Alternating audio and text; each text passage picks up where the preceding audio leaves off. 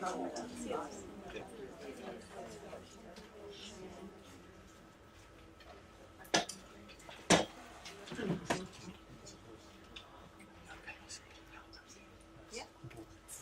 afternoon, everybody. I'm delighted to see so many of you here this afternoon, and I'm also delighted to welcome Professor Chris Goddard to the University of Hertfordshire. This looks as if it's going to be a really good seminar.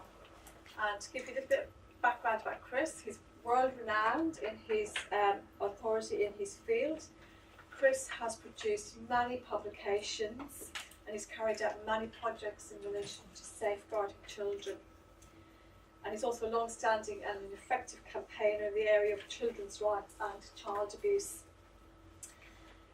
He's in high demand, delivering conferences and papers and providing expert opinion on current issues in Australia, in the government departments, police forces, and that is his area of expertise. So we are very fortunate to have him here in the University of Hertfordshire this afternoon. Professor Goddard was Professor and then Adjunct Professor at Monash University in Australia as Director of its Child Abuse Prevention Research Australia at Monash Injury Research Institute. He's been nominated for a UN Human Rights Award Journalism in 2005. He's published lots of books and papers and held lots of very high profile roles. So we are deeply honoured. But again, thank you all for taking the time. We've got representatives here from charities, from health, from police, from education. This session is being filmed. The cameras are going to be on Chris. There will be an opportunity at the end of the afternoon for refreshments at 4:30 and then for open discussions as well. So I do hope many of you will be able to stay for that. Unfortunately, I'm unable to stay, but I do look forward to looking at this later. It will be posted on the probably on the school site, yes. But I'm sure we will be able to make it available to anybody who would also like to have it, if you've got other colleagues who may not be able to attend this afternoon. So without further delay, you've all come to listen to Chris, not me. So I'm going to hand the floor over to Chris and hope you all have a very interesting discussion and debate. Thank you, Chris. Thank you. Thank you very much. And thank you very much for the warm welcome, and thank you to you and Brian especially for organising this. Thank you very much. Thank you. Enjoy. Thanks. Thank you very much. I've been invited to talk to you and share with you some of my ideas about what I call the silencing of children. It's my view that many of the problems that we have in what you call safeguarding, we still in Australia generally call child protection, arise from the fact that we don't actually listen to children even when they try and talk to us. So today, what I intend to do is look at what is called the modern discovery of child abuse, look at child abuse deaths, examine child sexual abuse and the way we use language to minimise crimes against children, look at the role of the professions in silencing children, child abuse in institutions. We've got a major Royal Commission and you've got an independent inquiry into abuse in institutions. And then I'm going to share with you some of the wisdom of children that we've learned from our research, including that wonderful phrase the 12-year-old girl gave us, that the truth about child abuse is longer than a lie. Before I start though, I must warn you that some of the material I'm using is quite confronting. I know it off by heart and I still find some of it distressing.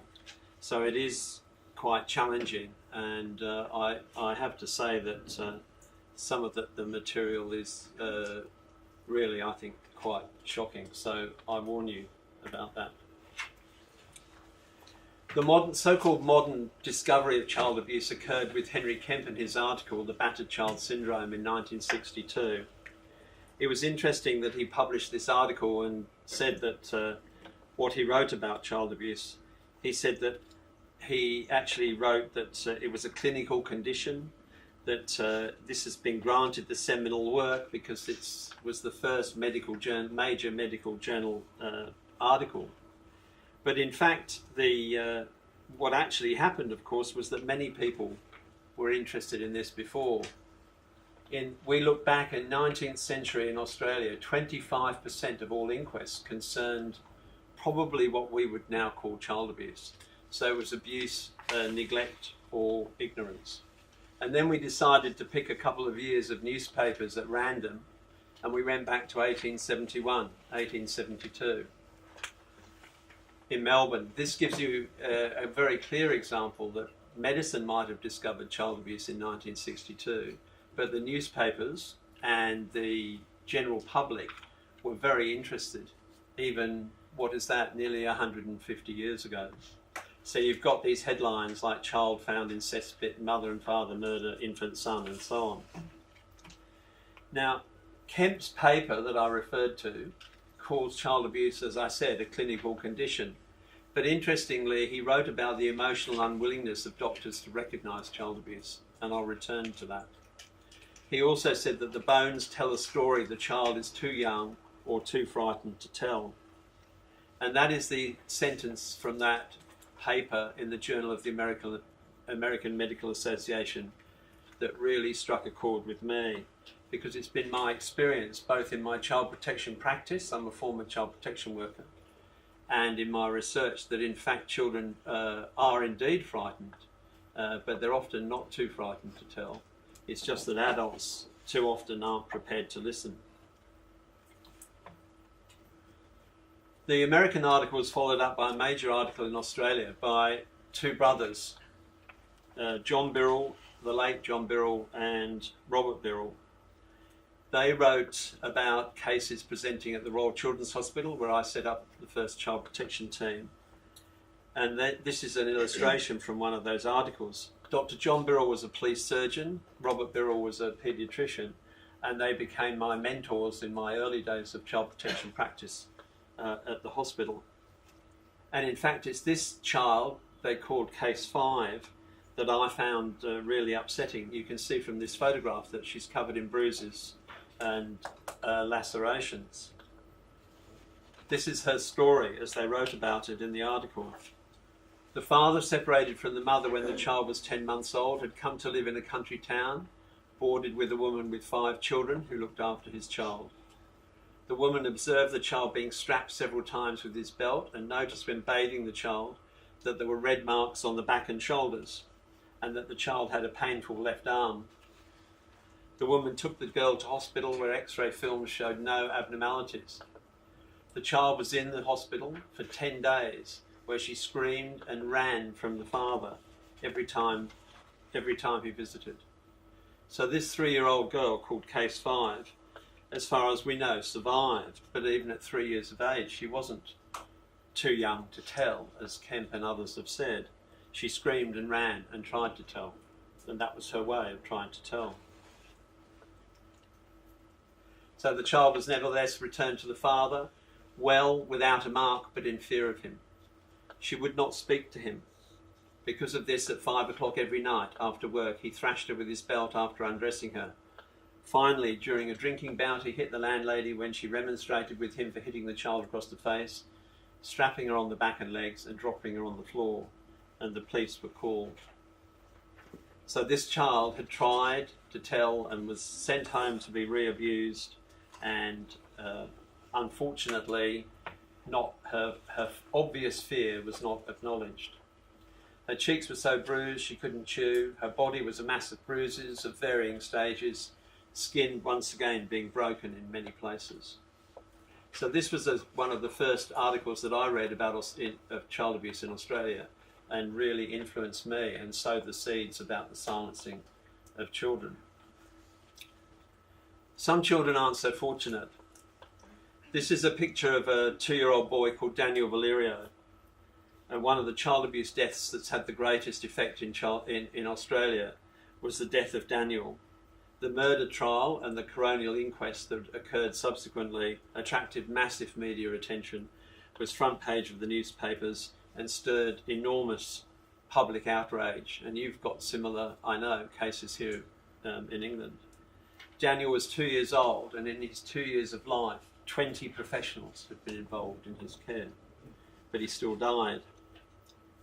In brief summary, over 3 months, the last 3 months of his life, many people saw serious injuries to Daniel and his 4-year-old brother. There were reports to the police and protective services. He was admitted to hospital where he thrived, and believe it or not, was investigated for a rare bleeding disorder, not for child abuse. In the days leading up to his death, he was seen almost every day in the local general practice by various GPs.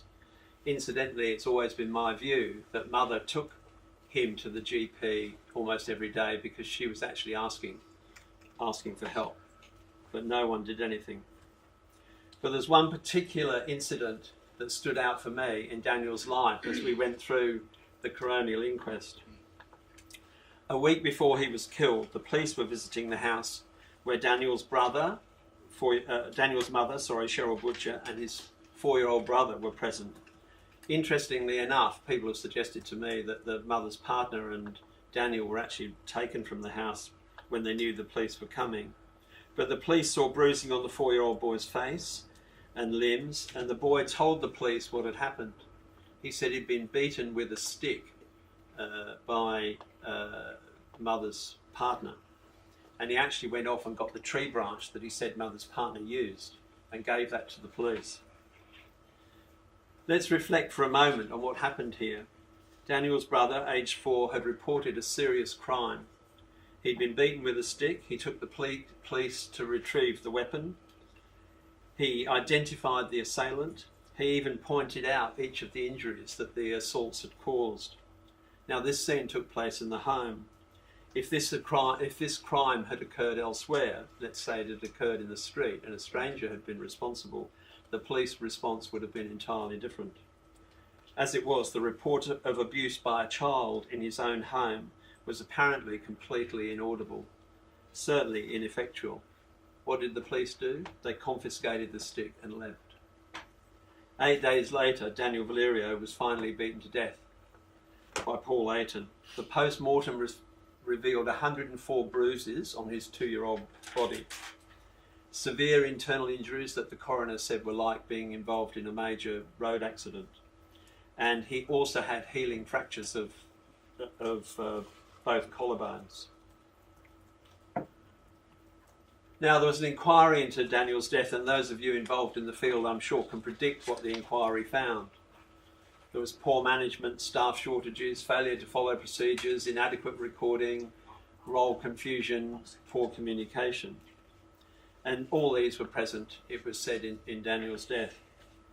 But these findings are once again perhaps true, but they're not the whole truth. Some of them, I think, will emerge from, some more truths will emerge from the study that we're doing with Victorian Police Homicide Squad. But for me, in these situations, we actually have to examine the place the child holds in the story.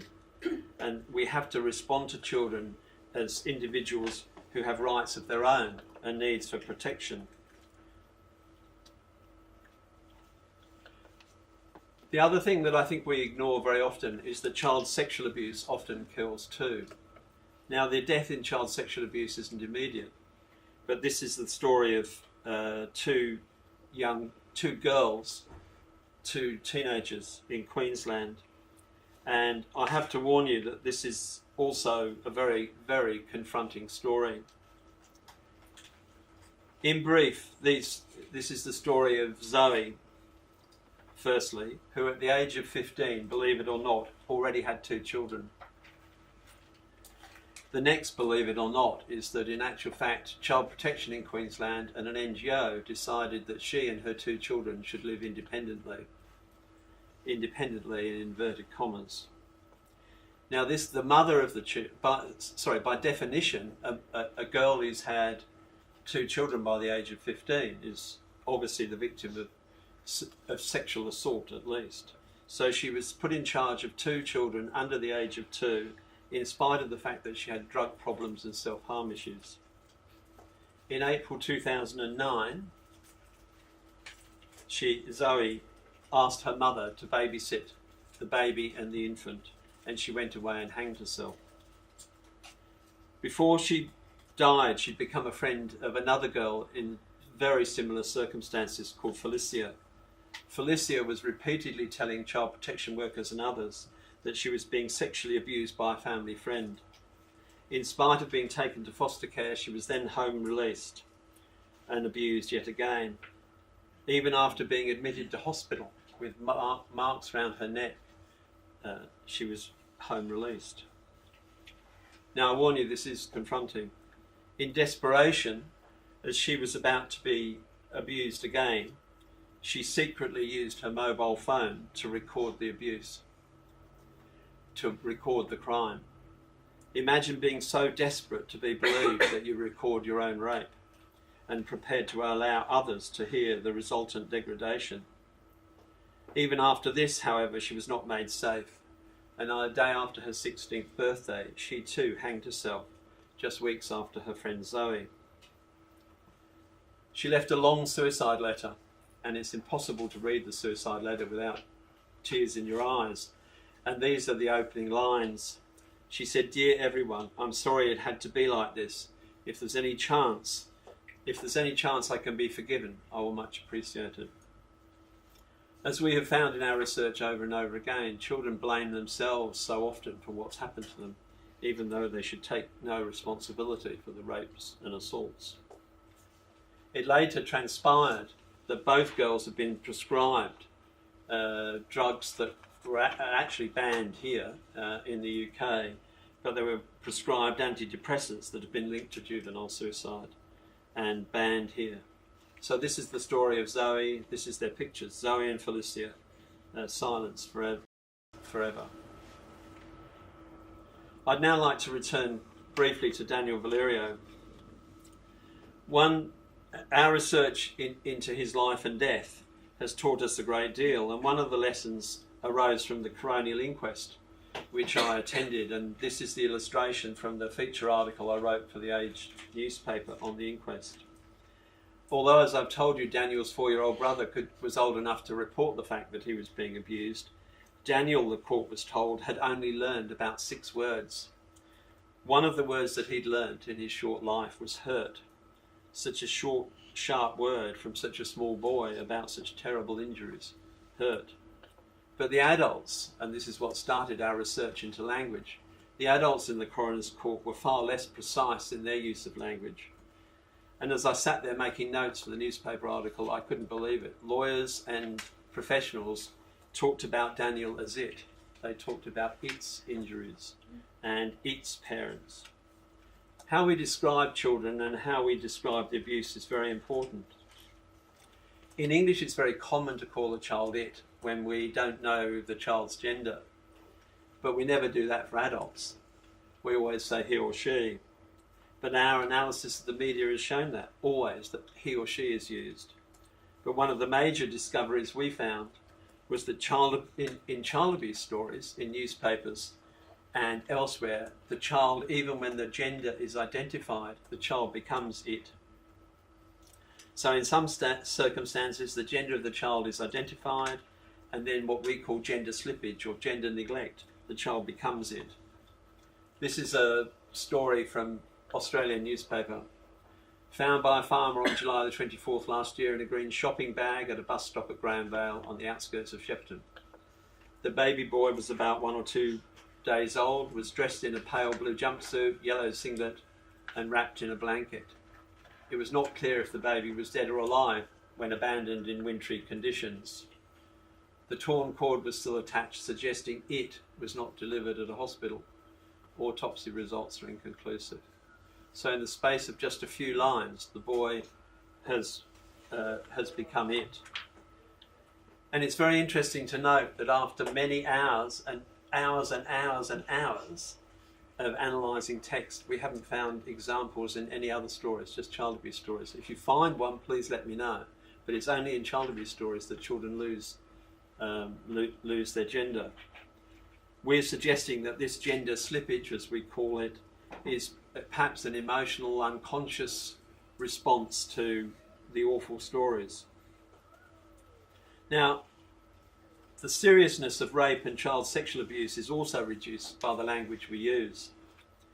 child sexual abuse is frequently redefined as a less serious, almost consensual relationship between adults. Now, I've chosen this article, this example, because although it's an old one, it's from your Guardian newspaper, and I would have expected the Guardian to do better. A man was jailed for 7 years yesterday after an affair with his stepdaughter, which began when she was 10. So you can have an affair with a 10-year-old? Led to her becoming pregnant and giving birth at the age of 11. The man first attempted having sex with the girl during a trip to the seaside in 1995 when he gave her half a pint of beer. A relationship developed until they were having sex every week. In January this year, the girl was found to be 6 months pregnant. The man's wife suspected the truth when she looked out of an upstairs window and saw them kissing. When confronted, they both denied the relationship. Later, a neighbour saw them kissing at a bus stop and the police intervened. Social services were called, and again the couple denied having sexual intercourse. The man was arrested after the girl was found to be pregnant, and she decided to keep the child and is bringing it up at home.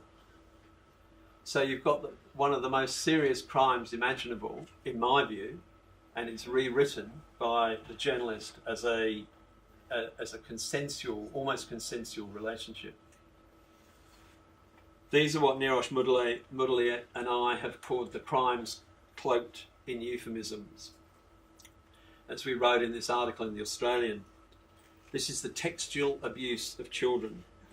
We abuse children, and we found many other examples. I'm just using that one because it's a UK one. So words like affair, relationship, having sex and couple are used to rewrite the statutory rape of a child and thus reduce the seriousness of the crime. It's important to remember that language is a carrier of our culture, and culture is a carrier of our values, and values in turn are a carrier of our outlook and consciousness and sense of identity, and in turn impose the culture, values and consciousness carried by them. And that's why it's really important that we take care in the language that we use. The silencing of children through language and other ways has a long history, and unfortunately professionals have played, in my view, a large part in this too. The shadows of child abuse are darkened by professionals. These are some of the myths that have surrounded child sexual abuse over many years. Children were said to fantasize. This was Sigmund Freud, of course. Children were said to be seductive. I'll return to this. This is the former Australian Governor General, actually, on television. Mothers were said to be collusive. There was a group of professionals in Melbourne for many years who actually espoused the line that mothers actually took part in all the sexual abuse that occurred in families. Sexual abuse was harmless. Of course, this was the Kinsey view in the Kinsey report. Strangers were always the real danger, and as a last resort, children lie anyway.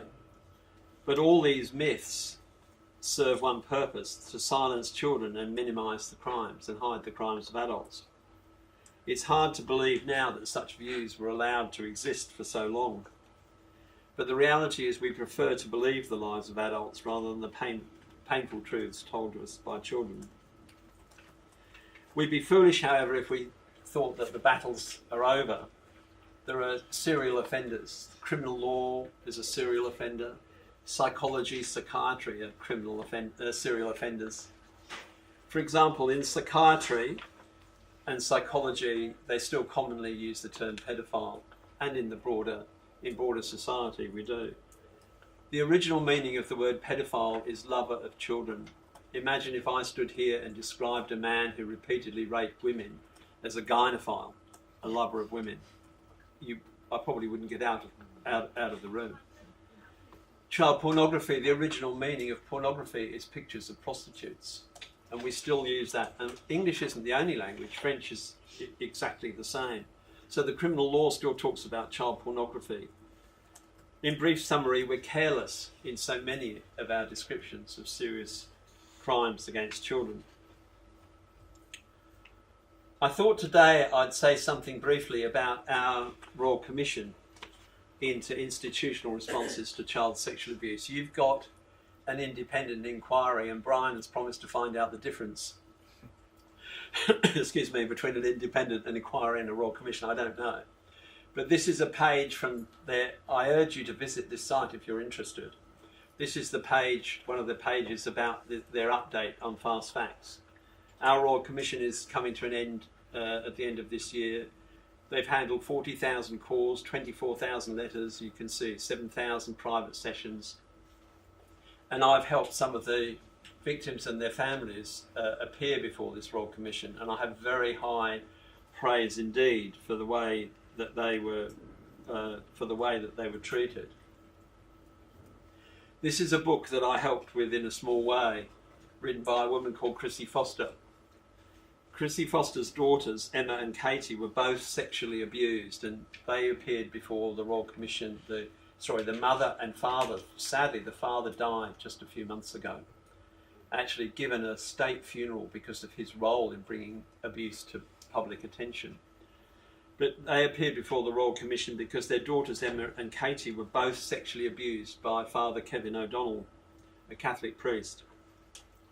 He committed crimes against children for more than 50 years as a priest. When he abused Chrissy Foster's daughters, he was on his eighth parish. All they did was move him to another parish. And again, remember, child sexual abuse kills and has catastrophic consequences. Emma, abused at the age of 5, sank into a spiral of self-destructive behaviour and died of a suspected drug overdose. And Katie drank to ease the pain and was hit by a car in 1999. She requires full-time specialist care. As I said earlier, as I said before, child sexual abuse can have terrible consequences. Excuse me, I'm going to have a Theresa May moment. One of the victims that I've tried to help over the years is a woman called Beth Heinrich. At the age of 13, Beth was the victim of an Anglican priest.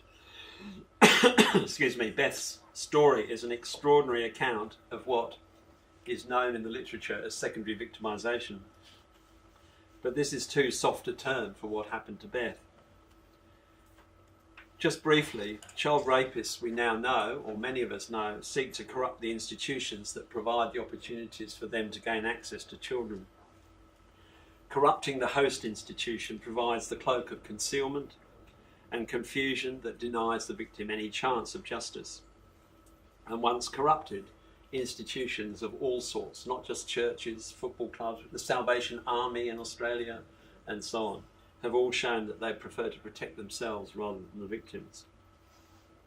This is called secondary victimisation, but many writers in the US have started calling it the second rape. Beth's secondary victimisation reached its peak in 2002.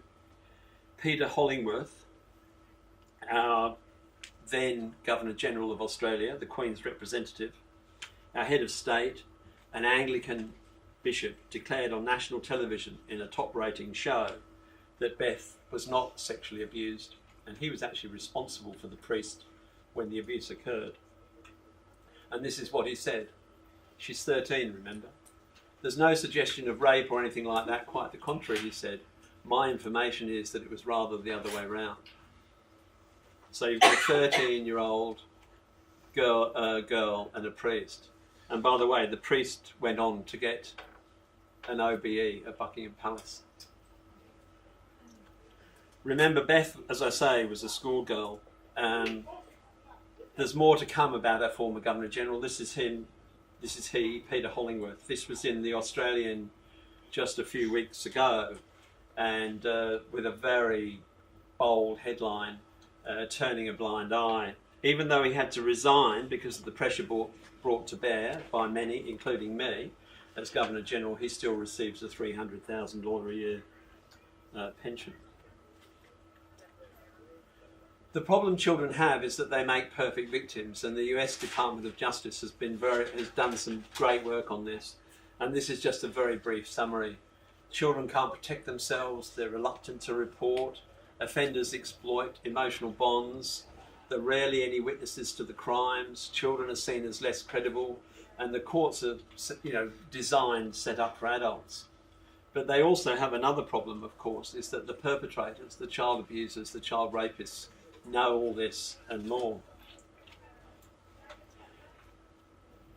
Churches and other organisations repeatedly around the world have shown that they'd rather protect themselves than children. For those of you who haven't seen the film Spotlight, I urge you to do it. It portrays the work of the investigative journalists on the Boston Globe into the Catholic Church. And the stories keep coming. This is from Germany, where dozens of children were abused in a choir in Bavaria. And I've just been told about this book, French book, which has just been released, I think, in March, Église, la mécanique du silence. They've stolen my idea. They actually, I was saying to Brian, I think we should do them for plagiarism. They actually say that the church, the Catholic Church in France, covers abuse with the machinery of silence. What they do is they separate the priests, the abusive priests, not from children, but they separate the abusive priests from judges and the criminal law. Church authorities have shown around the world that they prefer to protect themselves. This is a graphic. The Australian slang for child rapist, child molester is rock spider. And this is a spider on the cross that accompanied one of my newspaper articles. And as I've written as well, it's a worldwide web of abuse with very patchy and localised responses. One of my major concerns, and I was discussing this at lunchtime, is what I actually do not understand is why the people who cover up these crimes aren't prosecuted themselves. I wrote this article 15 years or so ago about what people like Hollingworth and Pell, I better say if, given the legal action that some of the newspaper articles have caused, if they knew about this, the prosecution they should face. There appear to be many opportunities for the full force of the criminal law to be brought to bear upon those in positions of power who do not or have not taken reasonable steps to protect children. Surely the bishop who's transferred from one parish to another, a priest who's the subject of complaints, has failed in his duty of care to the children of the next parish. Now, your charges might be different, but I suggested that they could be charged with aiding and abetting, being an accessory after the fact, obstructing the administration of justice, compounding a felony, criminal conspiracy, are crimes that would spring to mind if we were talking about things like drug dealing. But unfortunately, we don't use the full force of the law still in the face of these criminal acts. This is, it's my view, there are probably hundreds of people in Australia, there are probably hundreds in the Catholic Church alone that could be prosecuted because of this. This is the most extreme example I've found amongst the priests. They're actually arguing that the confessional must remain sacrosanct, that there should be no obligation to report sexual abuse when it's confessed in the sacred confessional, in spite of what they say. They've got really an extraordinary number of people who've really should actually be called to account. Briefly, this is the size of the problem in the Catholic Church from the Royal Commission. 7% of priests, this isn't just a historical problem by the way, you can see 7% of all priests working in the Catholic Church between 1950 and 2009 have been accused of child sex crimes. In 5 large dioceses the figures are higher than 10%, and in some monasteries and orders the figures are worse still. You can see what those figures are. 40% in the Brothers of St John of God, 20% in the Marist Brothers, 22% in the Christian Brothers. To go back briefly to the confessionals, one priest who's guilty of horrendous crimes actually gave an affidavit McCardle, after pleading guilty, a priest he is, after pleading guilty in a Queensland court to sexually abusing children, made an affidavit in 2004 stating that he had confessed 1,500 times to molesting children to 30 priests over 25 years. Not one single report was made. So this is why I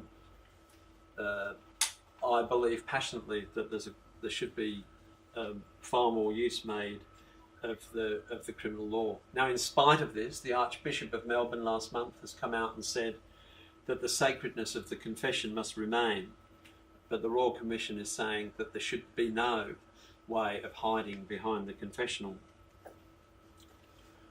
There's another priest whose career I followed over many years. This is a priest called Gerald Ridsdale, and he was in court again, as you'll see. This was just a month or so ago. He's now got 161 convictions for offences against 65 children. He was moved from parish to parish, and he even abused his nephews. At his first court appearance, and this photo's gone round the world, there's just one photo of this. At his first court appearance, he was supported by now Cardinal George Pell, the third most powerful Catholic in the world. He was then bishop in his full regalia.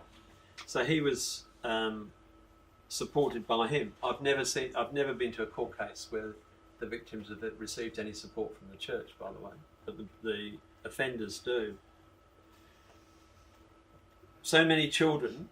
I'll just go back there. So many children. Ridsdale admits that he's lost count of how many children he abused, but he has said that it's openly said that he believes the number of victims are in the hundreds. He was sent to parishes interstate and overseas, and believe it or not, at one stage, I understand, was given the role of a counsellor to sex abuse victims. In his last court appearance, one of the victims gave a long victim impact statement. Very, very moving impact statement, and this is just one sentence out of it. And he said in his victim impact statement, probably the hardest thing for me to deal with is the fact that my abuse and that of many, many others need not and should not have happened, and could have and should have been prevented. Imagine hundreds, it must be hundreds of victims, hundreds, maybe thousands of people knew. This is child protection failure, safeguarding failure on an industrial scale. Is the tide turning? Tomorrow, the third most powerful Catholic in the world is in court in Melbourne. I'm sorry, I'm not going to be there. He is, I'm not allowed to tell you what he's charged with because there's a suppression order. And I'm not allowed to tell you there's a suppression order, I understand, because there's a suppression order on the suppression order. But it's got international coverage. There were TV crews when he was there for the mention. There were TV crews from America and everywhere at 3 o'clock in the morning. So there will be a lot of coverage. I urge you, for those of you I said before, if you're interested, to look at the Royal Commission website, the Australian Royal Commission website. One of the things they've got there are they've got really good research reviews about issues, but they've also got some amazing case studies. And I was saying at lunchtime, I don't think this has got any coverage here, but one of the case studies that they published is into a school called Geelong Grammar. This is where Prince Charles went to school. And the school was criticised very strongly by the Royal Commission because it didn't have any safeguarding or child protection procedures or policies or whatever. Guess what? The school principal has since moved, and he left Geelong Grammar some years ago and came over here to Eton College, where he taught Prince William. I'm surprised that hasn't been in the newspapers. There hasn't been more in the newspapers about that. There probably will be something in the newspapers here eventually. There are a couple of other quick examples about silencing children that I'd like to mention. I understand in England you've got about 70,000 looked after children, and that the Department of Education figures say that's 6 per thousand.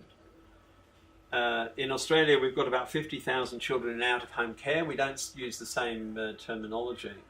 But I just wanted to say these are the figures for Indigenous children in Australia. 56.6 per 1,000 children. Non-Indigenous children is about 5.8 per 1,000 children. Now, I'm a bit hesitant about using these figures because one of the ways that we silence children in Australia is by not releasing data. I've had discussions with Brian about the data, the information, the figures that you have available that we don't have in Australia. Karen Broadley, this is available online. Karen Broadley wrote a good report 3 years ago called They Count for Nothing, because in Australia every year they release a report and every year they basically say that the data doesn't mean anything and you can't compare one state with another. For example, the states in Australia can't even agree on the age of a child. Some of them say 17 and under, some 17, under 17 and so on. Our child protection workers, this is some research that I know Brian's really interested in and has followed up. There's virtually we have no evidence-based practice in child protection because we're not allowed to do any research. This was the last major project I did in child protection, and the second half of that was closed down because the findings were too controversial. This was about the violence that child protection workers suffer. So we actually have a system which deliberately creates an opaque system. I'd like to finish by using some of the words of children. And I think one of the most moving parts of the research I've done is listening to and getting the stories of children. This is a book Linda Briskman led on asylum seekers in Australia and detention centres. And we actually got a Human Rights Award, Australian Human Rights Award for this. And one of the children, it was the children's stories that stood out for me. This is what a young boy told us. He said he found it difficult to talk because my mind is jumping around, because the only way I could survive that place was by not caring, and not caring is not that easy. It's an extraordinary definition of a dissociative disorder, I think, of dissociation. He's actually saying that he's been so distressed that he can't keep his mind still. Maybe, unfortunately, as we grow older, it's easier to not care.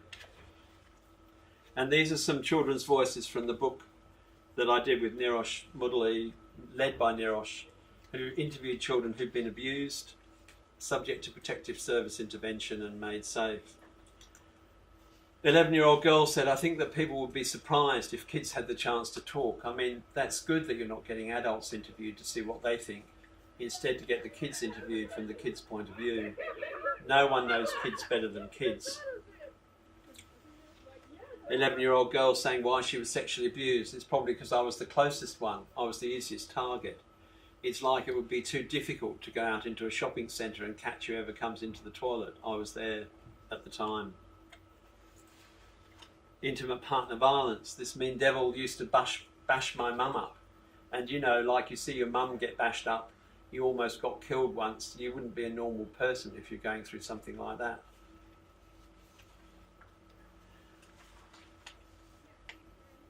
And then said, this is a 12-year-old girl again. I mean, people like that are supposed to listen. They're not supposed to sit there and tell you what you're thinking or what you're feeling, because that's what she, the children's court worker, was doing. Just sitting there and telling me what's right. And then this final one. The problem with Miss N was she didn't want to believe the truth, and that's always the problem with these people. They don't want to believe the truth. They just want to believe the easiest side. The side that's easiest to. That's the simplest, basically. So then they get paid and go on to the next one and just pick the simplest out of that one too. They don't want to hear the truth because the truth is so much harder to understand and so much longer than a lie about the truth. I still remember when we went through that interview, I still couldn't believe that a child could actually invent such a phrase as, you know, that the truth really is longer than a lie. We looked it up in Google. It still gives me goosebumps. We went over the library, went through dictionaries of quotations. We couldn't find it anywhere. And that gave us the title of the book, The Truth is Longer Than a Lie, Children's Experiences of Abuse and Professional Interventions. It's since a playwright got hold of the book and has dramatised 2 of the stories in there. We didn't give him any confidential information. He built stories around 2 of the children in the book, and it's been turned into a play. And I got an amazing email this morning that there's a theatre group in New York. It's been on in Australia. A theatre group in New York is going to put the play on. Let me finish. I think I've made it clear that the abuse of children has occurred for centuries, but even now we minimise the crimes against children. Children are silenced in many ways, yet when we allow them to speak, they demonstrate their wisdom, like the boy telling us about dissociation, and the truth is longer than a lie. Unfortunately, we're still in a situation where I believe those who want to abuse children are often prepared to make greater efforts than those who are supposed to protect children. The child molesters, be they priests, scout leaders, football coaches, and so on, are still winning. Children, their families and communities are still the losers. Thank you.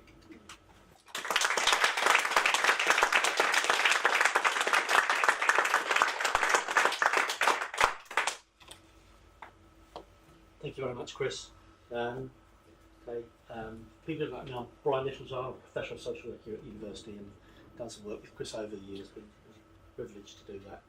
We've got a period of time now, and just to let you know, I'm not doing what some people do in sessions like this, doing my emails.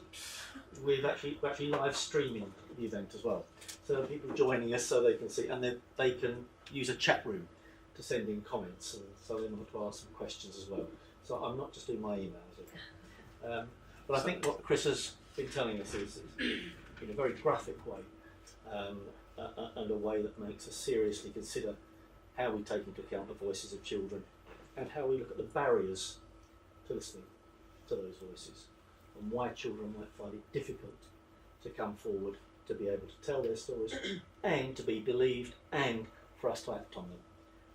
So thank you, Chris. So it's open to questions and comments, and I will be looking at my screen in case people are sending in questions through there as well, please.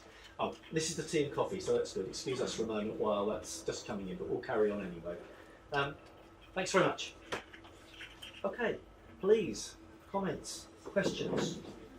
I have a question. We're looking at doing some work around how to capture children's voices and perspectives. And one of the questions, one of the hardest things, and we've heard about children who are verbal and they're able to speak. In your research, or just some ideas for me about how we capture the voice, the perspective of children who are verbal, so the younger children, the disabled children.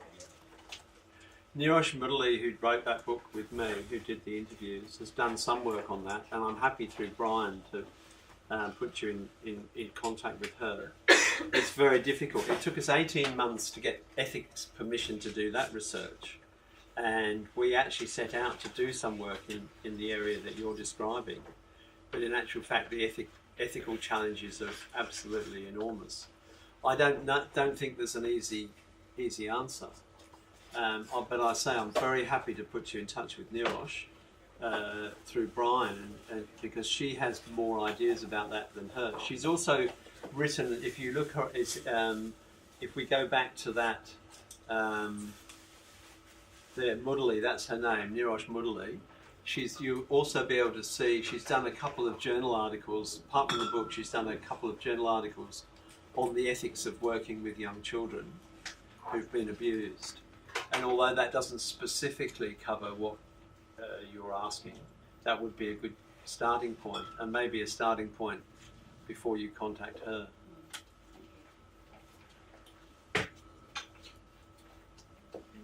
Chris, Yeah. I'm a named nurse in Safeguarding Children, and at the beginning of your presentation you were giving an example about the boy who had actually disclosed that he'd been hit with the tree, and it just reminded me of, I can recall quite a long while ago reading an article called Splitting and Stupidity, and it just reminded me of that, about the how we justify why it's not a risk, or how we justify how we move on. Have you got any ideas how we can actually try and have effective partnership working when we're working with such awful information and we're trying to safeguard and have positive outcomes for children? What was the paper or article that you referred to? It was Splitting and Stupidity, and it was on sexual abuse and sexual exploitation, and how professionals split when they are trying to come to some sorts of judgments. I think it's quite interesting. I've been talking to Brian about this too.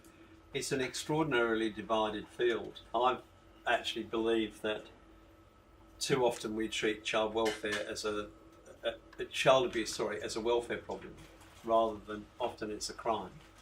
I still hear stories of children being burnt with cigarettes and no prosecution of the parents. I mean, I find that extraordinary. And again, I think we should if we put an adult woman in that situation where her husband had burnt her with cigarettes, I don't think there would be any question that there should be at least consideration of prosecution. I mean, it's serious assault.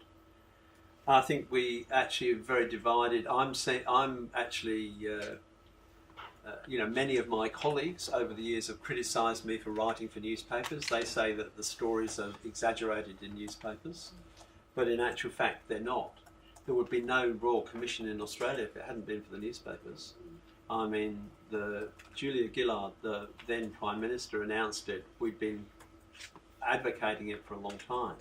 And the only way to advocate it was by putting some of the stories in the newspapers. But I do think we have to have open discussions about what is a crime and what is not. I feel, and this is something that will come out of the child abuse death study we're doing with the homicide squad, I think crimes against children should be more serious than the same crime against an adult. And yet the sentencing doesn't reflect that. I mean, if a child is killed by his or her parent, let's say a baby, then at the current life expectancy in Australia, I don't know what it is in the UK, presumably it's something similar, 80 years of life has gone. The sentencing never reflects that, and it doesn't actually reflect the loss of other people's relationships, the sisters, brothers, cousins, aunts, uncles. So I really do think that we've gone too far down a pathway where we're still in a pathway rather where it's seen too much as a child welfare issue. And I gave you the example. I mean, there were campaigners against me for some time, saying that child sexual abuse is a moral problem and it's intervention that causes the harm. The other thing I didn't have time to mention, by the way, is we have no adoption, or I did mention briefly, there's no adoption in Australia. 3 children were adopted in Victoria last year, fewer than 100 children. So we've got thousands of children going round and round and round the system. I can't gain information about how many placements they've had. I've had contact from young people who've had 40 placements. So I think the only way to resolve it is by having open discussion about it and actually stating our views and not threaten those that have different views. I mean, at university at Monash, I had regular letters of complaint from the Governor-General and so on about my newspaper articles. But we need to have open discussions. We need to respect each other's views if we don't agree. But we should always try and place the child at the forefront of those discussions. So there's no easy answer, except if perhaps communicating like this helps. If we can provoke each other's thoughts and go away and think about, if people go away from this thinking about 1 or 2 issues, then maybe that's some part of the helping process. I'm Karen Charles, I'm a social worker, and I think we have a problem with our court system massively here, and I don't think we're making progress. We think we are, but we're not. And some years ago, when I was a children's guardian, or guardian ad litem as they were then known here, I was asked by a 14-year-old I'd been involved in with her care proceedings to go and just be in the audience, as it were, when she was having to give her evidence against one of her mum's partners who had abused her quite seriously. But she'd been abused by a whole string of her mum's partners over the years, and it started with her grandfather when she was 8. And she was behind the screen, all the stuff that we like to think we're protecting children for. And she was asked by the barrister for the man, when were you first sexually abused by this man? She said when she was first sexually abused, which was 8, because she thought immediately of her grandfather. She didn't really understand how precise she had to be. And so then there were questions about, well, what school were you at? And trying to get, and she made it very clear she was at primary school. She was then asked how many times in a year did he abuse you. I mean, how crazy is that? For anybody to remember, if it's been an adult-to-adult consensual relationship, you couldn't do it, never mind a child who's been abused from the age of 8. And he got off. That was devastating. I've never got over it. I mean, it was the only one where I've actually sat in the criminal court, because that's never been my role. But because she'd asked me to, I went. And that was something like 18 years ago. And we are no further forward with that here. And now, in our family courts, adoption is increasingly a dirty word. I've worked for 15 years in adoption before my current role with the inquiry, the independent inquiry you've referred to.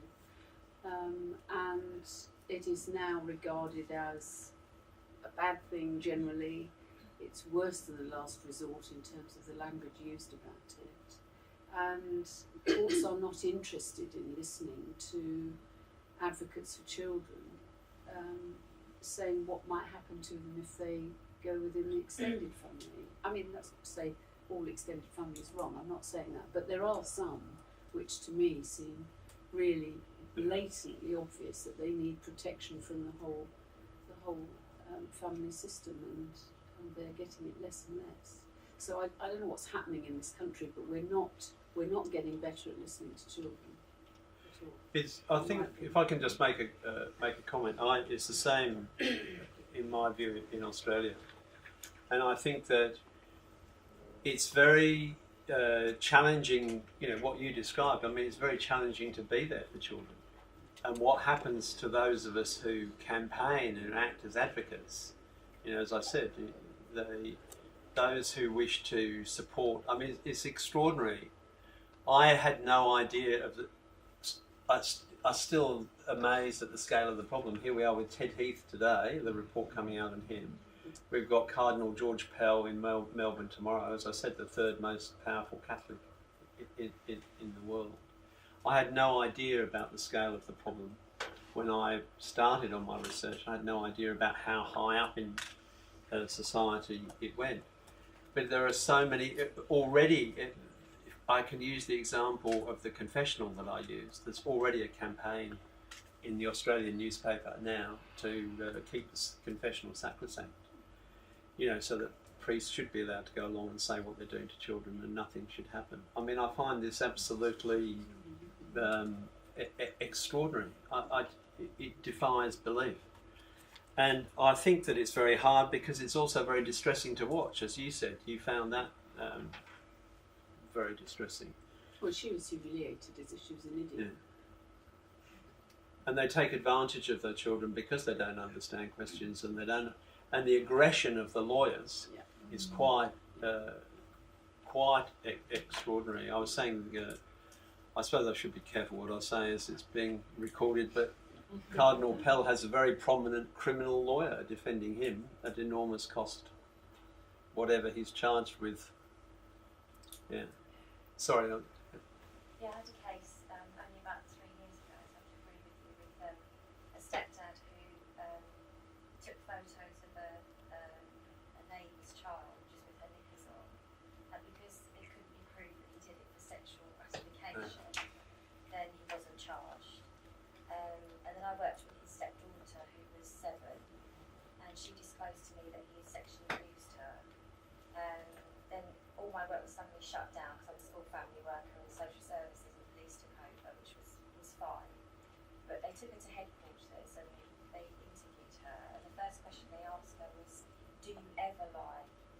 So she said, yes, I do. Because she's 6 and she's thinking like perhaps sometimes she steals a biscuit from the biscuit tin or something like that. And then it was thrown out.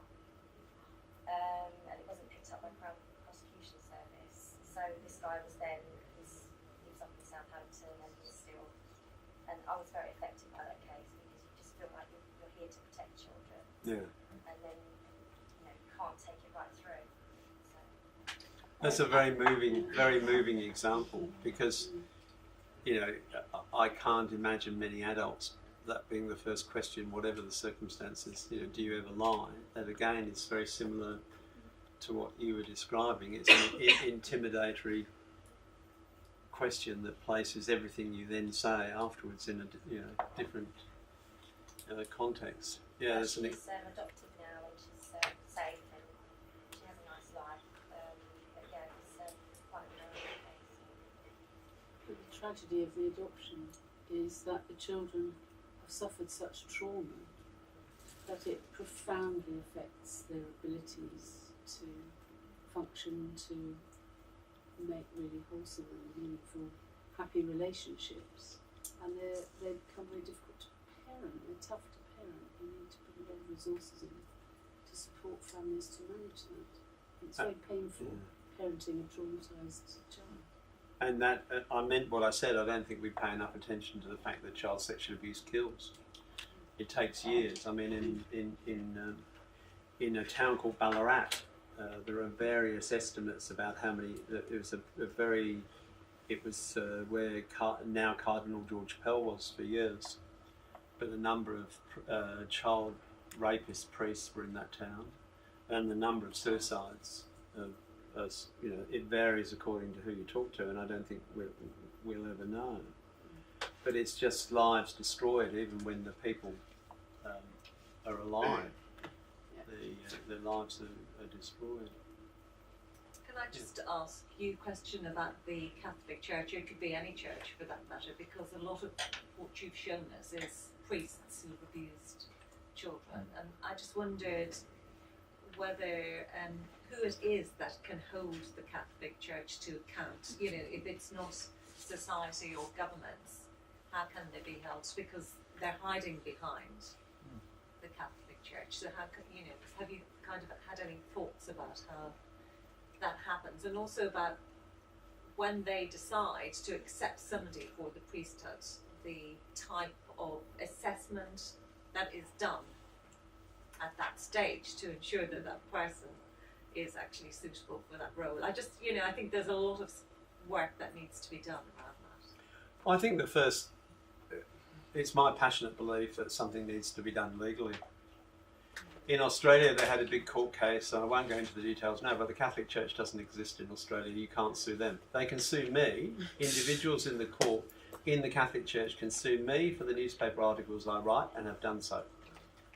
But I can't sue them.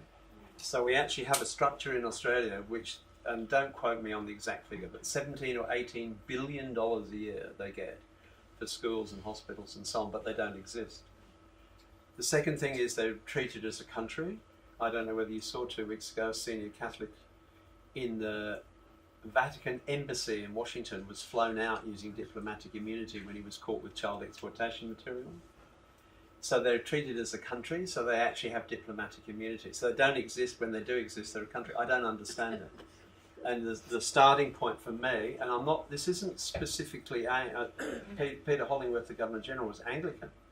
And he wrote and complained about me. But I think that there has to be some legal decision on the part of society about what their roles are and what their responsibilities are. I can't understand how there can be an organisation that large that you can't sue. And they claim to be individual parishes, and you probably know in the US, and I talked about the film, the US film, in some dioceses in the US went bankrupt rather than pay. In Australia, we've got a priest, Robert Best, who has been found guilty over and over and over again, and so far it's reliably reported that the Catholic Church has spent $1.5 million, that's £1 million, defending him. and he's still being defended by them, even though he's in prison, and he's been imprisoned, and he's still facing more charges. It's a sort of complex issue at one level, but at another level it's simple and straightforward. They shouldn't have any special, no, as far as I'm concerned, no one have any special protection from the police when it comes to these crimes, and they should be charged with aiding and abetting, I don't know the English equivalents, conspiracy. They should be charged.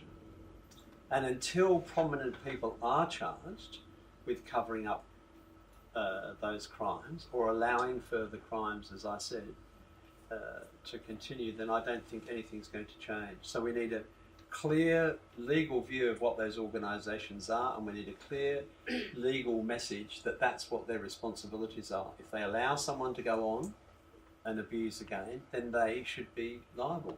The 1.5 million, by the way, that they spent so far on that priest, the maximum payout till recently, no matter what a priest did to you, was $35,000.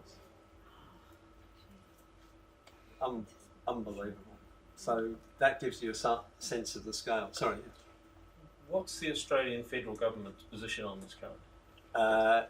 Child protection in Australia is a state responsibility, and that fundamentally is their position. As I said briefly, I challenge people sometimes to tell me what the Australian child protection laws are. Each state has different laws, different reporting laws, different age of child. I think I mentioned that. So they're quite happy to leave it to the states. I think there should be a Royal Commission into child protection more broadly. I really admire Julia Gillard for setting up the Royal Commission that she set up into institutional responses.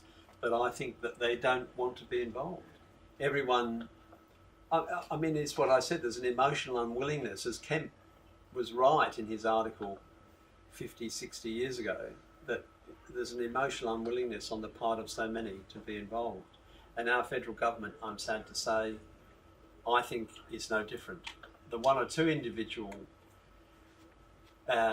members, senators and so on who are interested, but it's very hard to get any action. And the first thing I would do is have, and that goes to your question too, we need uniform laws across the country. We need to decide, you know, what people's responsibilities are. Has the federal government signed up to the UN Declaration of Human Rights? Yes, it has. Has it signed up to the Declaration of the Rights of the Child? Yes, it has. And it so gets none of that's in federal law, even though they've signed up. So it's a meaningless act. Yeah, it's meaningless.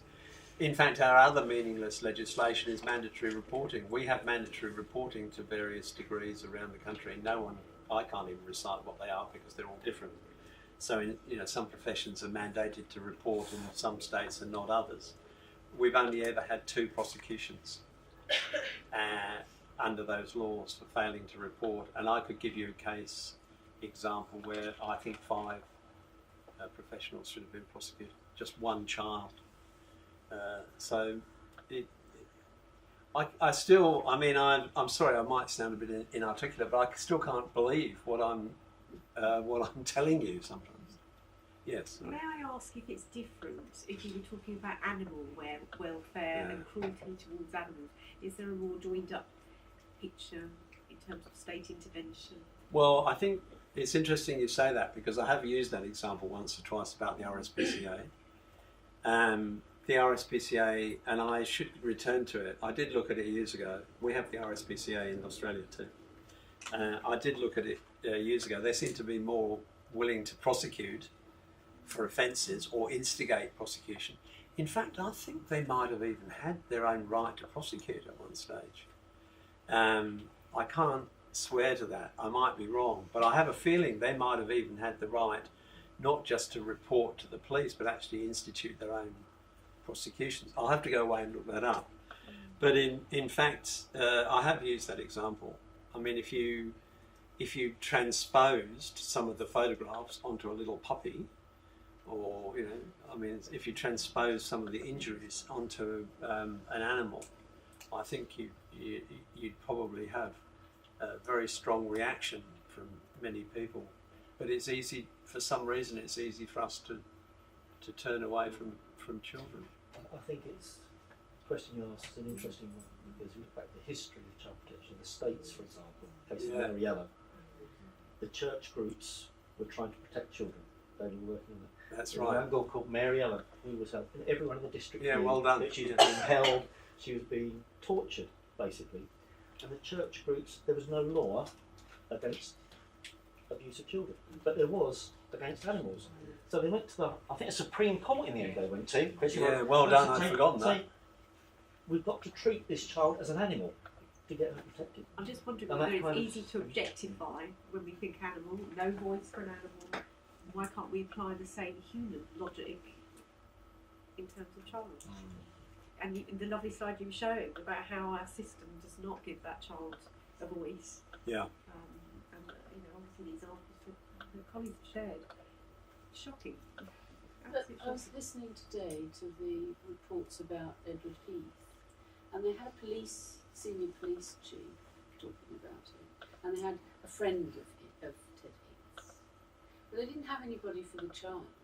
So the whole debate was just about that, and it was all desperately defending this man's right, this dead man's right to continue to be honoured because he was an honourable man. There wasn't any curiosity from the person, the friend of his, about whether anything could possibly be possible. Oh, well, there were 100 and something children or allegations which were found not to be so. But there were 7 that were of significance to the police.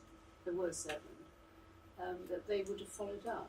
But the language of the thing was really skewed. I think you. I was listening to it today on Radio 4. We perhaps can't challenge authority.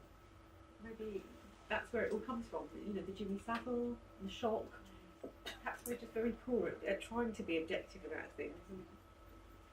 Well, How we yeah. allow them, don't we? It's a very good point because I can see the beginnings in Australia now, particularly over the confessional and so on, and the sort of kickback from the churches and I stress that it's other organisations too. I mean, the Salvation Army has come out of the Royal Commission really badly, but I can see that sort of kickback starting now, and I can see the false memory stuff starting. That you can't really remember and.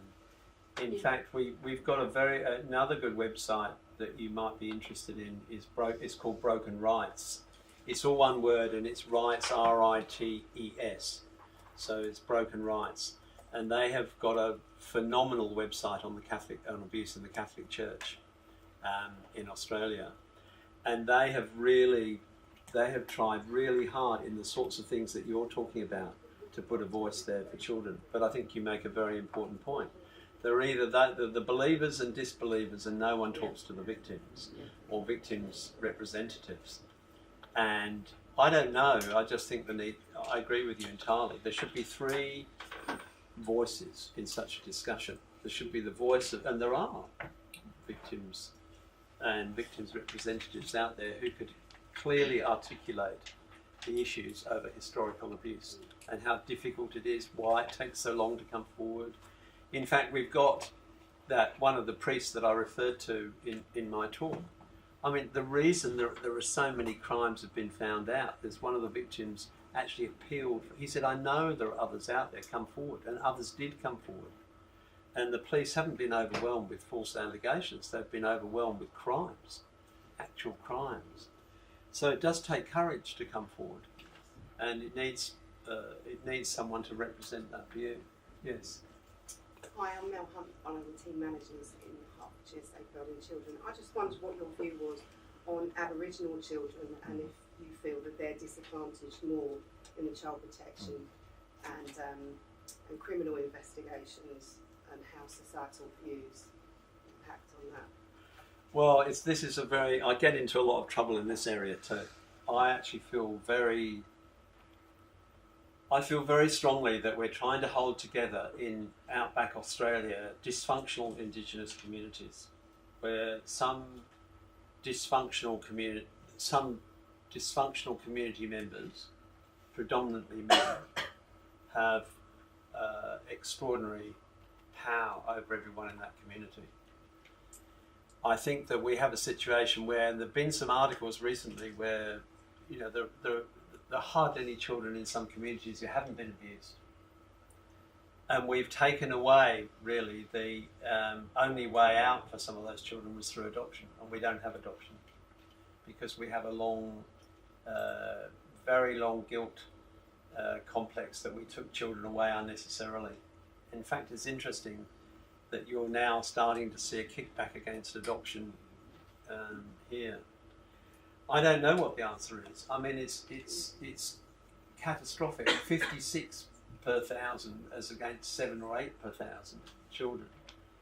And the predominant view is leave them at home. If you can't leave them at home, it's kinship care. Someone else touched earlier, I can't remember who it was now, but touched upon the fact that some of the families that they're, some of the extended family may have major problems too. I've got friends who've worked in Indigenous communities, colleagues. There's no easy answer. I think the criminal law has to play a greater part again. I think crimes against children should be prosecuted and not treated as a welfare problem predominantly. And I think there are probably Indigenous communities that need to be closed, that they can't survive. My argument is it's not a community if they can't protect the children. And if you go somewhere like Alice Springs and some of those outlying places outside Alice Springs, at midnight the streets are full of tiny little children. One of the things I noticed in your stats was the term intelligent children, and I was wondering whether there's a campaign to change that mentality, that thinking. That, as you said, children are children, regardless of what race, what class, what everything you come from. And I think one of the things that, and I don't know what your views are about whether is it fear, is it rocking the boat, is it opening a can of worms, but what is actually preventing people from holding their hands up and saying, Johnny next door has done this, the priest in the church has done that, the imam in the mosque has done this. You know, it comes from all walk of life, and I'm not sure what is it that's preventing people, in the same way as I know what's preventing social workers. I'm a senior practitioner in the assessment team. What's preventing us from being able to get criminal convictions or being able to ensure children are protected by their parents, the very people that are there to protect them. And I just wonder from a bigger picture, the terms that we use, the attitude is, because I'm kind of getting the feeling that from that term, intelligent, Australia will go one step forward or 2 steps back. Well, it's interesting because they want those children to be identified as Indigenous. They want them to be recognised as Aboriginal children for the very reason that in those figures that I showed you, and I don't trust the figures, I said that, I don't think our figures are transparent, but they want those used to show that those children, those Aboriginal children, are disadvantaged. It's very hard. I mean, I think that there are all sorts of political complexities. The Aboriginal communities are themselves divided. There are people, there are senior, prominent Aboriginals who believe that some of those communities can't survive, that the abuse can't continue, but then there are others who turn on them when they say so. And then there's this enormous guilt about what we did when we went to Australia, when we displaced those people. So we've always got that feeling that we should never adopt children again because too many children were adopted before. But I think that the way that it's going is an absolute disaster. And as I say, I've got friends working, who've worked in those communities. I've worked, and they are horrified by what they see too. So there's no easy answer. Chris, I think part of it is attitude in our cultures, because it's abhorrent, actually. I mean, I've been around in social work for over 40 years, so I can remember when I trained, there was no such thing as sexual abuse in this country recognised as a concept. We didn't have the word sexual abuse to put on anything. I had no training in sexual abuse, it wasn't mentioned, it didn't exist professionally until about 1983. And then the idea that women could abuse came in with Michelle Elliott and her Kidscape from the States in 1989. That's not actually that long ago, really. and people don't want to. I mean, I've mentioned that I've just started doing some work with the independent inquiry, and I've got people in our village and so on who are really interested in the fact that I'm doing that. But almost every one of them has said to me, "What are you going to do about the people that you think are lying?" I said, "Doesn't matter. It's not about that. That's not why they come." They're It's not the gonna get victims who are lying, compensation. by the way, not the Yeah. Not- That's what they're talking not about. the managers and It's- staff it's- of institutions. They never lie. It's always the victims Yeah. that are. And, It's and like I've been very shocked by that. So it's made me realise just culturally we're not. But I think, We don't I want to think that's believe it. the evolving attitude of social work or even abuse against children. I mean, even when you look at getting medical evidence, that has changed dramatically over the years. Consultants who prepared to put on paper, it is my view this child has been abused, or it's my view or not that this child, you know. So it does reflect the change in attitude. But what my concern is that you are moving from a society which culturally has ignored the signs to then what is it that's preventing them, even adults who are now saying, as a child, I was systematically groomed and raped by the very person that my mother welcomed into our home because for a cup of tea and cake. Or even, you know, for the guy that said a prayer over, you know, the death of my father in the mosque. This is a person who we respect culturally. Or even the grandfather, or you know, or the uncle, or even Johnny down the road, who is the godfather of the community. These are people who we admire have actually put themselves in a position. I mean, Jimmy Savile is a classic case. Jimmy Savile opened a can of worms of how far up the rank it went, even into MPs.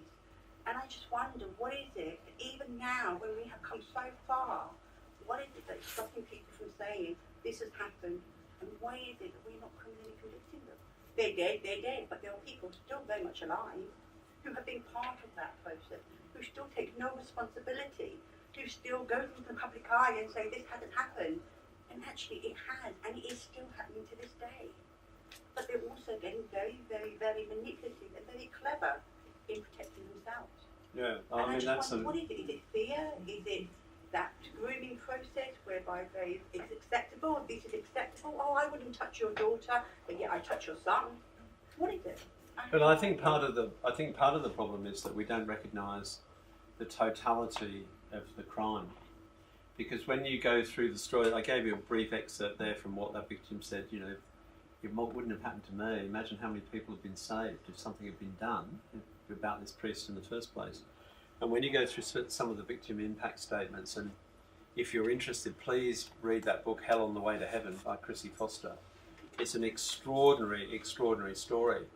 But they're threatened. And, you know, one victim said, you know, that when he was raped by the priest, he said that the priest told him, the priest knew that his father had cancer. And he said, if you tell anyone, your father will die. The abuse is bad enough, but that burden that was then carried by that child is extraordinary. So again, the sentencing doesn't reflect that extraordinary emotional, psychological abuse done. That is why, as I keep saying, child sexual abuse kills. There are many victims who commit suicide. They don't die straight away. Sorry, you've had your hand up a long time. And I've got someone on here online. I want to bring you sorry. over. But yeah, it's just. I make what might sound like a flippant point. In that we were talking about animals earlier, and we don't distinguish between juvenile and adult animals. A kitten and a cat, a puppy and a dog. We don't distinguish, but we do distinguish between children and childhood and adults and adulthood for very legitimate and very positive reasons, many of which are enshrined in law. But I just wonder whether you think the fact that we do make that artificial distinction within what is a continuum between birth and death, and as a consequence of us making that distinction between childhood and adulthood, we're actually creating this system that allows children to be abused silently. I would be very happy in some ways if in some circumstances there were no distinction. You know, I think that there should be, but on the other hand, in sentencing we have to, as I touched on before, I think we have to recognise the seriousness of the crime. we actually have to say what's lost. You know, the victim who lives with the fact that he didn't say anything for years and others went on to be abused. There are many things that occur that make crimes against children worse. So if we confine that to sentencing, perhaps that's one way to go. But the reality is that, in my view, sentencing of crimes against children receive less severity than they should. And that, to me, is completely wrong.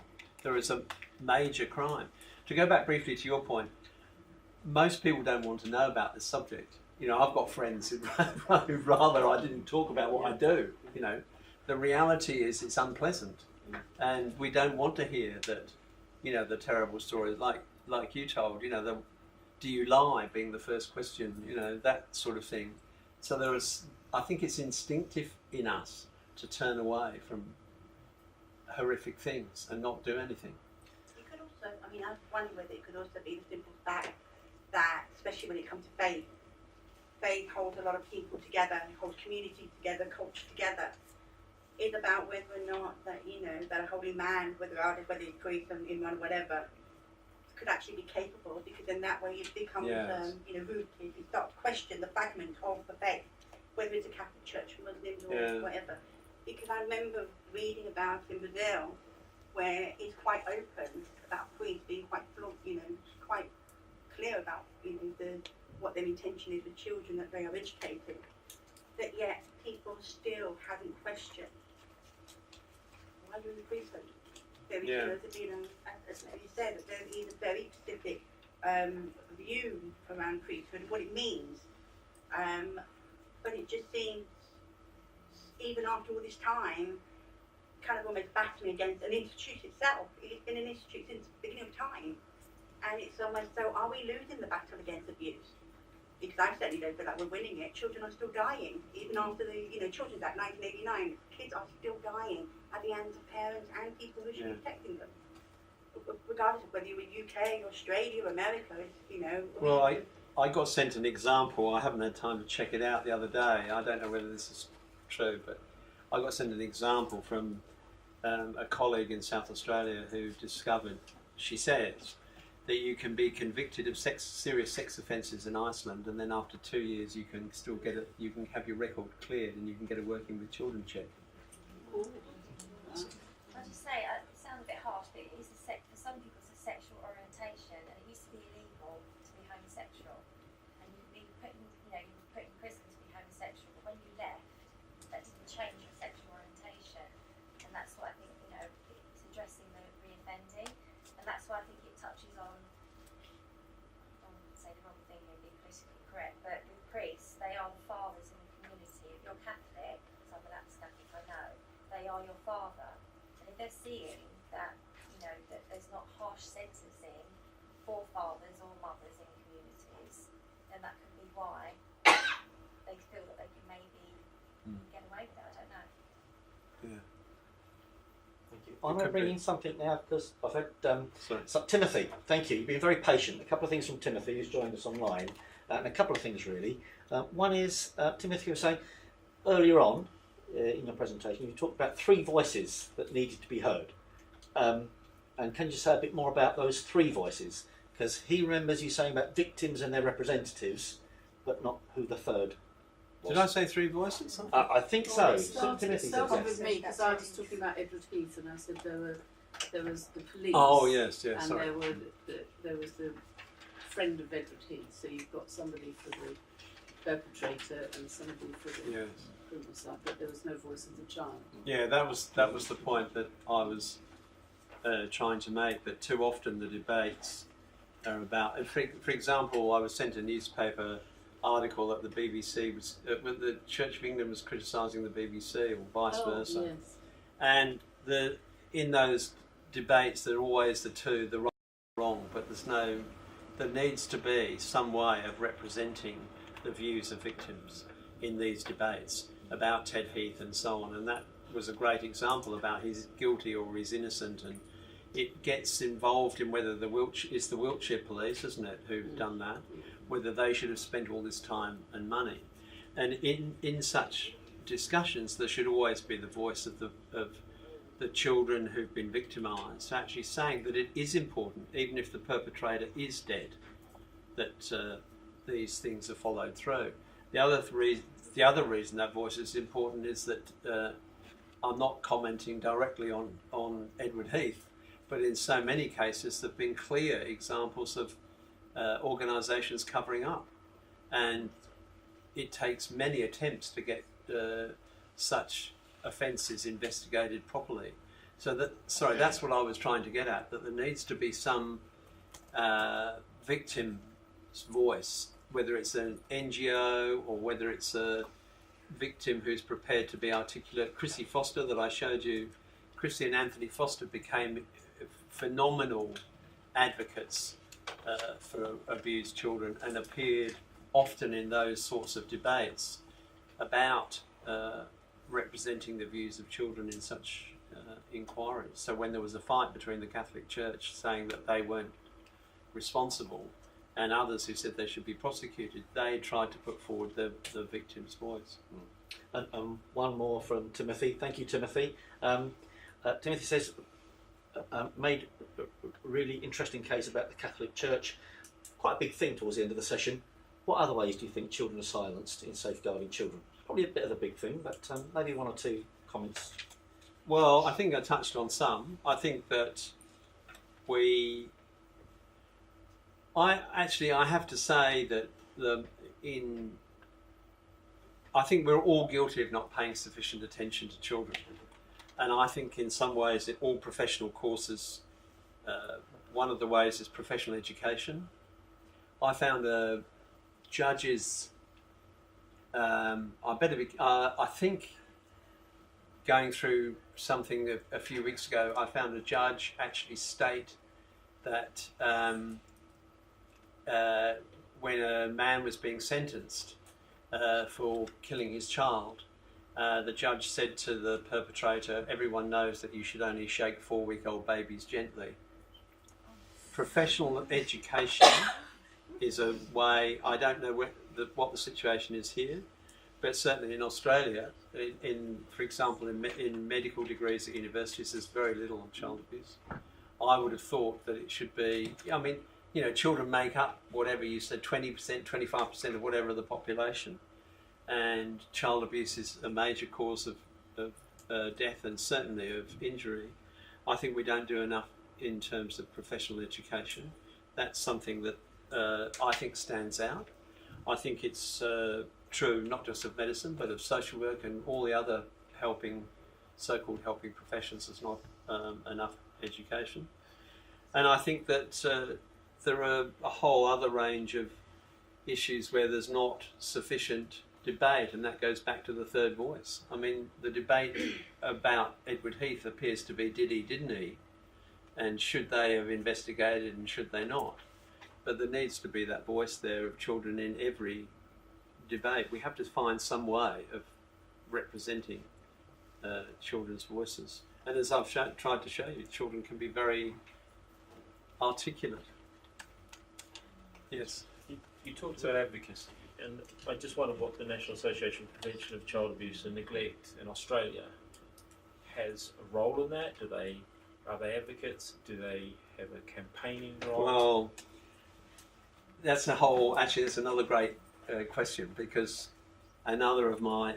I had an Indonesian PhD student who taught me, very courageous. He's just completing his PhD, I hope.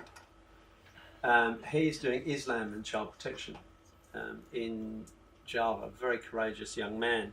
But he taught me a wonderful, wonderful phrase. They don't have non-government organisations. He said to me, "You don't have non-government organisations." And I said, "What do you mean?" And he said, "Oh, in Indonesia, instead of calling them NGOs, we call them non-GOs, not non-government organisations." Because he said, you look at their balance book, you look at their accounts, and 90% of their money comes from government. That I'm not passing comment necessarily on NAPCAN. I'm just saying that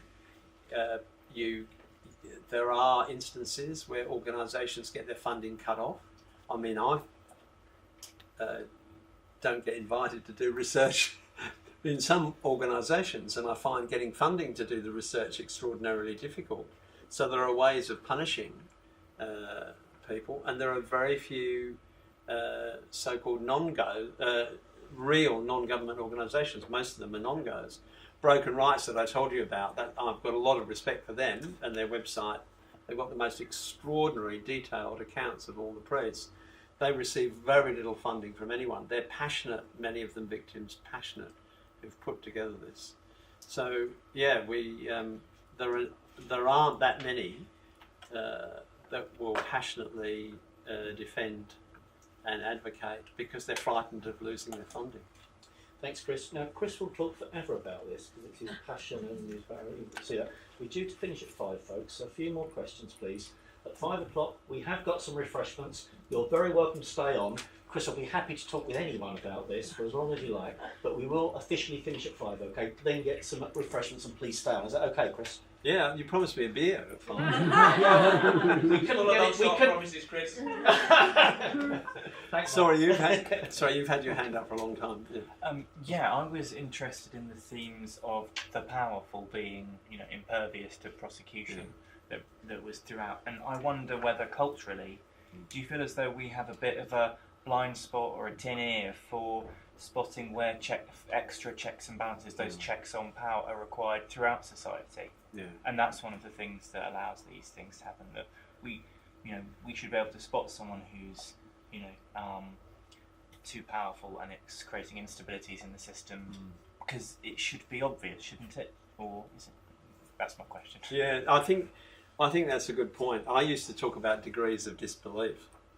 So if you've got someone who looks the part, you've got someone who's inarticulate, on drugs and so on, then it's very easy to believe, perhaps, or perhaps I should say it's easier to believe that they've abused their child. And certainly when I was in frontline child protection, the most difficult ones were where I got threatened with legal action by articulate middle class. I mean, that's another thing that I think that we need to look at too, that not just disguised compliance, but in actual fact the not just threats of violence, but threats about, reporting you to your superiors and so on. So yes, I think the degrees of disbelief increase the higher up the food chain you go. And I'm guilty of that too. I actually, 20 years ago, you said to me I've been talking about some of these people, I wouldn't have believed it myself. I mean, I gave you the example of Geelong Grammar. I mean, they sent Prince Charles there. And I still find it really difficult to believe myself that so many powerful people have such malevolent purposes. And I also find it difficult to believe that so many powerful people cover up for others who have malevolent purposes. So yes, it is.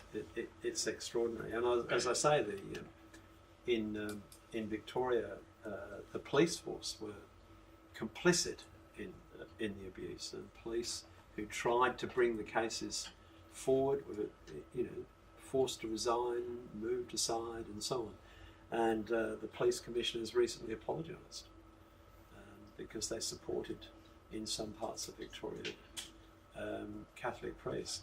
Now, I would never have believed that 20, 30 years ago. So we need to have, to go back to what's been said so often, we need to have an open, we need to have open minds and believe almost anything is possible. Task Force Argos in Queensland, one of the interests, if I can raise the money to do the research, there are women advertising their children online.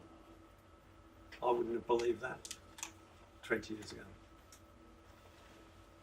I suppose I'm thinking back to the question of how are children silenced, and I've listened to some of the things you've said there, and I suppose thinking about it on an operational level and down to the minutiae of it, I think some of the reason children are silenced is that we don't, we live in a world where evidence is vital for criminal prosecutions, etc. But actually, I suppose my interest is that we capture children's voices, and I think that is work. And I come from a health organisation, and we're very much looking at that. But I think children can be silenced because actually the evidence isn't there in the first place, because actually nothing's written down, and that's what our criminal law requires. So I think in terms of what silences children, that would be one of the things that would silence them because there's no evidence of what they said and it's not written down. So that's some work. And I guess on an operational level, down to the actual nitty gritty of how we talk and what we capture from children is so important.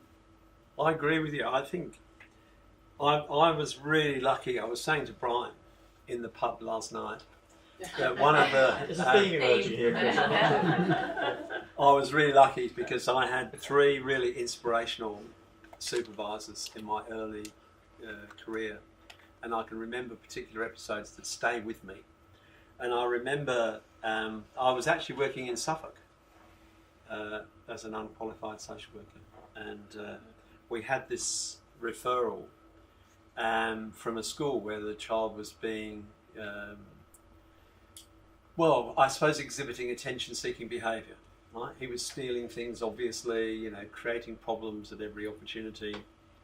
And we had an allocation meeting on Monday morning, and the child was in Newmarket, which I covered with a fully qualified social worker. And the team leader, I'll never forget this, she used to put these cases out for the team to discuss for a few minutes and think about it. And she said, there's one question you should ask about this referral from the school. And we all talked, and I didn't talk much because I was new and I didn't know much about it. And anyway, there was a bit of discussion, and she said, no, you haven't got it. She said, the one question you ask when you go out pointing at the social worker and me, the social work assistant, she said, why is this child seeking your attention? And I'll never forget that. That stood out for me. Why is he behaving like this? So it's not a behaviour that, too many people, I know it's a small example, but too many people would probably say this child's got to be controlled. But in actual fact, before you go there, the question is surely to ask why is this child behaving in such an obvious attention-seeking way. So that's just one of the little episodes that inspired me in my career. And another one from Newmarket actually was what a child actually said. I went to see this very frail, not frail, but very weedy little kid who actually had a job in the stables, and he was actually in the stables when I went to see him, and he was standing next to this horse which was about twice as tall, well probably more, I don't know, but twice as tall as he was, and the horse terrified me. And he was standing there with his arm around or up against the horse, and I said, aren't you frightened? He said, no, horses don't hurt you. And he had a background of abuse and so on. He wasn't frightened of the horse. And actually that's something else that goes to some of the questions. I think there are some people in Australia trying to introduce this, and that's called animal assisted therapy.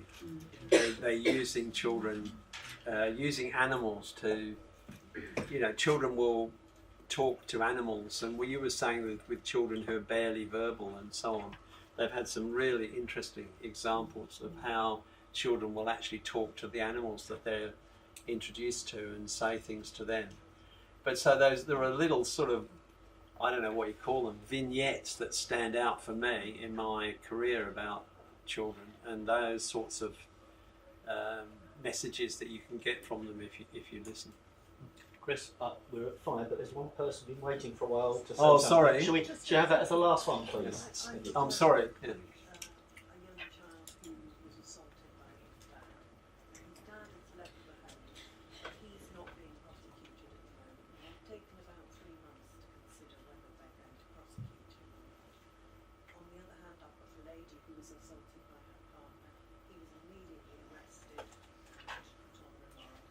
Been released after 2 months.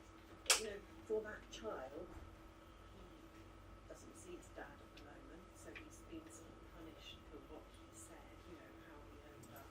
But he's also, for his mum, who didn't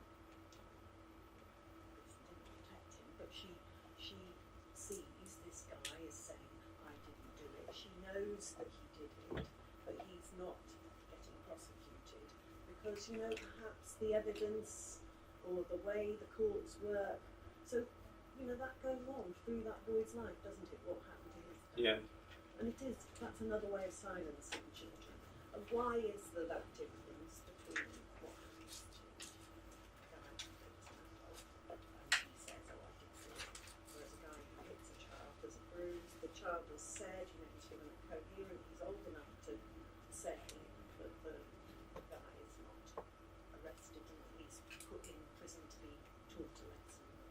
Yeah. No, it's a difference, and it's what you're saying. But how do we challenge, say for instance, the police to say, come on, get this, decide what you're going to do? They're prevaricating. As I used in the case with Daniel Valerio, 3 weeks can be a lifetime for a child in those circumstances. Yeah, I find it, again, it goes back to what we were saying about the law treating children the same as adults. And in actual fact, I talked about sentencing, but maybe we also need to use different timescales. You know, that a few weeks for an adult might be, you know, nothing, but a few weeks for a child can be a lifetime. Also about the impact on the adult's life. You know, he's not got any history, but actually he still assaulted his child. He's 18 stone and the child is 5 or 4, no, 3. You know, he's a tiny chap, really, not a very big bloke. He could have killed him. Yes, precisely. Okay. It's a very serious issue. Sorry. No. Thanks very much, everyone. I don't think you need to tell you that seems to have been a very successful session of the presentation from Chris and his work that he's been doing for many years and what he's brought to us today. So we're very pleased to be part of making this happen. I hope everyone's got something from that. And you used the word challenge there. I think Chris might have got a few challenges for us to think about in our work and what we do from those areas. So can we just thank Chris, please?